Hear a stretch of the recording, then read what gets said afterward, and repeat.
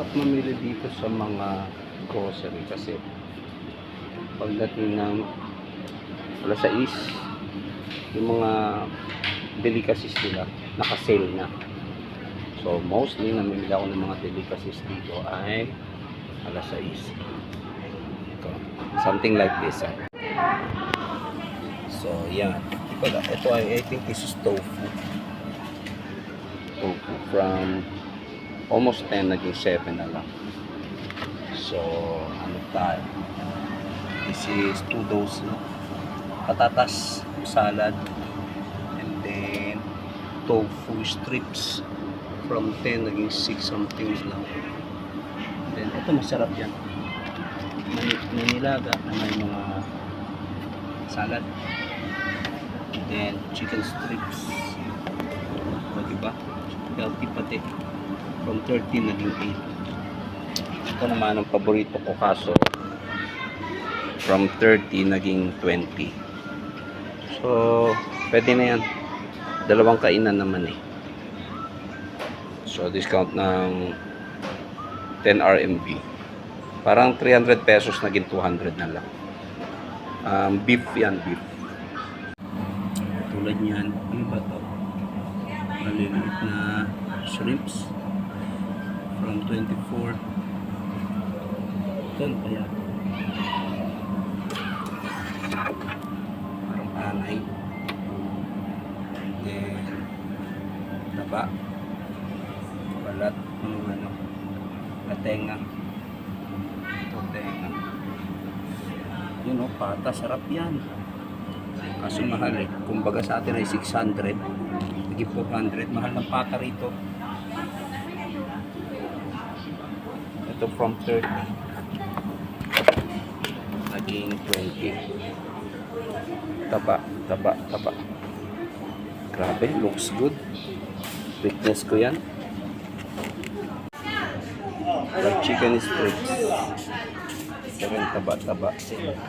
Pata ng baboy. Okay, tingnan mo naman to. 15 na lang. Lechong manok. From 20 naging 15 lechong manok. Dragon fruit, 40 pesos na lang dalawa. So it's 37 pesos dalawa. Yung favorite pakwan ko eh. 60 pesos per kilo. Ito laki. 麒麟这么大的，Ang laki.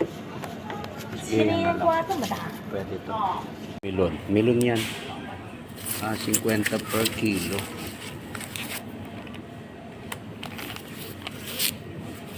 Ganda pareho. O mas pogi pa. Apikat.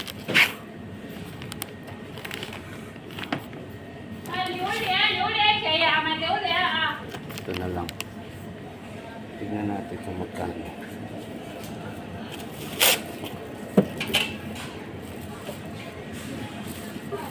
红桂花12块6毛7。Well, 150 谢谢. It's 126 pesos. Yeah, para may puts tayo. Pakwan. Tsaka puts. Bili na nga rin natin ito. Ito man. Dragon fruit. 20 pesos ito. Tignan ko na lang. Baka mahilig dito eh. Actually, pakwan lang bibili ko tsaka melon kaya ayoko nag-grocery. Ayan na. Kung ano na nabibili. Pag mapachichirya pa ako nito eh. Iwasan ko na nga chichirya eh. Yogurt tayo. Frozen. From 16. From 116 naging 110 na lang. Diba? 8 pieces. 1, 2, 3, 4. 8 pieces. Bili tayo ng ilan ba? Okay, dalawa na para hindi balik-balik. 锅台上台的椒。May Daitsi. 啊， Daitsi. 好， Bait yan si Pang. 会员 Mayo. 没有，找一个， He's asking me if I have a card para sa 花 discount. 没有 Oo, 腰 oo, oo. 啊，还有 Walang price. 对， Click tayo, walang presyo. 100块的毛， Ipai-kwai, 毛 100. 给100， Ipay. 再来个2毛， Yang mo.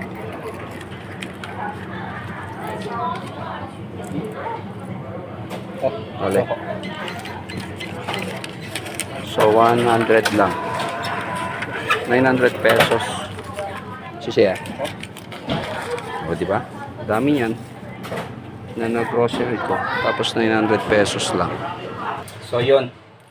Check natin ano nga ba nabili natin sa halagang 100 RMB or 900 pesos. Although yung 100 RMB dito medyo mas madaling kitain kaysa sa 900 pesos sa Pilipinas. Kasi sa Pilipinas parang 500 pesos yata ang minimum no ng regular. And then dito medyo mas malaki-laki. But anyway, it's not the point. The point is ano ba yung nabili natin sa 100 RMB. Okay? Although yung value ng 100 RMB na 900 pesos, ibang value dito sa China. Medyo malaki yung value ng 100 RMB. But anyway, so let's go. Let's check ano mga nabili natin sa halagang 900 pesos or 100 RMB. Okay, so una nakabili tayo ng dalawang dragon fruit. Okay, mahilig tayo sa fruits eh. And then, ano yan, beef cold salad from 30 RMB, naging 20 na lang. Parang 300 pesos, naging 200 pesos na lang. And then, palusutin nyo na ito ha. Walang magagalit ha. Okay, bumili kasi ako nito eh, yung parang, ano ba to? Pisngi ng baboy. So, inuulam ko yan. Konti-konti lang. Huwag na kayong magalit. Medyo hindi healthy. Minsan lang naman. And then, we've got some yogurt. Okay. So, this is 10 RMB or 100 pesos. Dalawa na binili ko. This is 20 RMB. 20 RMB, which is parang 200 pesos. Anyways, baka akala nyo kakainin ko ito na isang araw ha. Hindi po ha. 4 days ko po kakainin yung pakwan. At pati yung ito pa, yung melon. Let's see, 1 whole melon. 12.60, 126 pesos. So that's it. So yan ang nabili natin sa halagang 100 RMB. Although yung 100 RMB dito hindi ka manghihinayang gastusin no kasi mura yung bilihin at madali rin naman kahit papaano kitain yung 100 RMB.